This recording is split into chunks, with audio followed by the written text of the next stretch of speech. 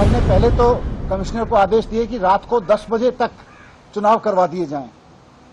Commissioner को आदेश दिए और मेयर ना मिले तो डिप्टी मेयर को पकड़ लो, डिप्टी मेयर ना मिले तो किसी भी सीनियर काउंसलर को पकड़ के चुनाव करा दो। रात भर बीजेपी के लोग वहां पे बैठे रहे।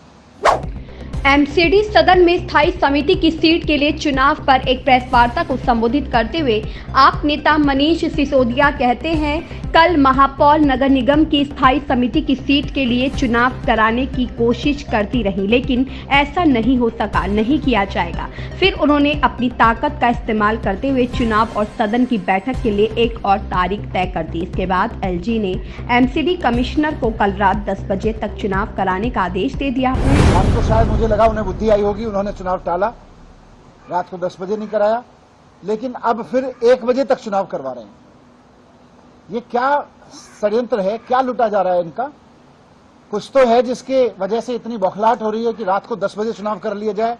वहां मौजूद थे, जबकि आप और कांग्रेस के पार्षद अनुपस्थित थे। अब वह एमसीडी के अतिरिक्त आयुक्त के तहत दोपहर 1 बजे तक चुनाव कराना चाहते हैं। चंडीगढ़ मेयर चुनाव में मैसी ने जो किया वही एमसीडी आयुक्त द्वारा किया जा रहा है। यहाँ अहविनी कुमार है, एमसीडी कमिश्नर आधुनिक मैसी है। एक प्रशासनिक अधिकारी के नेतृत्व में एक निर्वाचित सदन को कैसे बुलाया जा सकता है? इसलिए कहा जाता है कि बीजेपी संविधान का सम्मान नहीं करती। कल रात ये लोग कोशिश कर रहे थे कि नगर निगम की स्टैंडिंग कमेटी का जो चुनाव होना था, जिसको कल मेयर साहिबा जो अभी मेरे साथ बैठी हैं, ये कराने की कोशिश करती रही, पूरे दिन नहीं हो पाया। तो इन्होंने अपनी मेयर के अधिकारों का इस्तेमाल करते हुए जो कानून ने इनको दिए हैं, चुनाव की अगली तारीख तय कर दी, हाउस के बुलाने की अगली तारीख तय कर दी, जो कि कॉन्स्टिट्यूशनली कानूनी रूप से इनके अधिकार क्षेत्र में आता है। लेकिन एलजी साहब ने पहले तो कमिश्नर को आदेश दिए कि रात को 10 बजे तक चुनाव करवा दिए जाएं।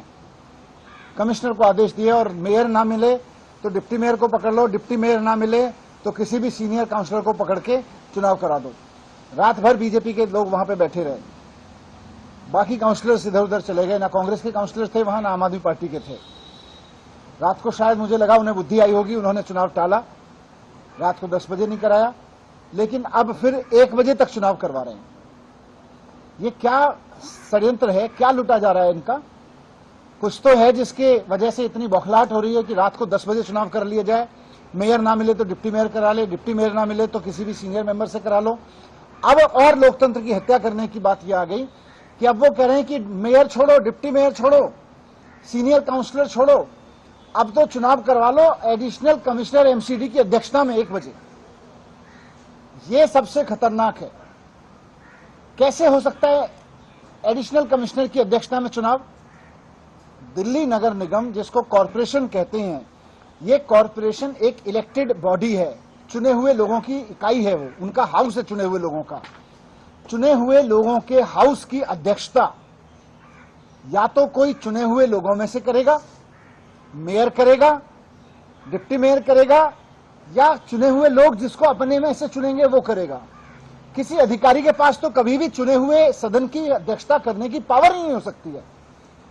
मुझे समझ में नहीं आता कि ये जैसे चंडीगढ़ में एक मिस्टर मसीह नाम के कोई व्यक्ति थे, उन्होंने किया था, सारी धज्जियां उड़ा दी थी चंडीगढ़ के चुनाव की, और सुप्रीम कोर्ट में उनकी इज्जत तार तार हुई थी। लेकिन उससे पहले वो संविधान की और कानून की इज्जत तार तार कर चुके थे। इसी तरह से कमिश्नर एमसीडी जिस तरह के आदेश पारित कर रहे हैं, और वो लिख रहे हैं कि मैं एलजी के कहने पे आदेश पारित कर रहा हूं, और एलजी निश्चित रूप से बीजेपी के कहने पे आदेश दे रहे हैं। संविधान की इज्जत तार तार कर रहे हैं, कानून की इज्जत तार तार कर रहे हैं। कैसे किसी चुने हुए हाउस की मीटिंग किसी अधिकारी की अध्यक्षता में बुलाई जा सकती है? ये आज तक देश के इतिहास में नहीं हुआ, दुनिया में कहीं नहीं हुआ।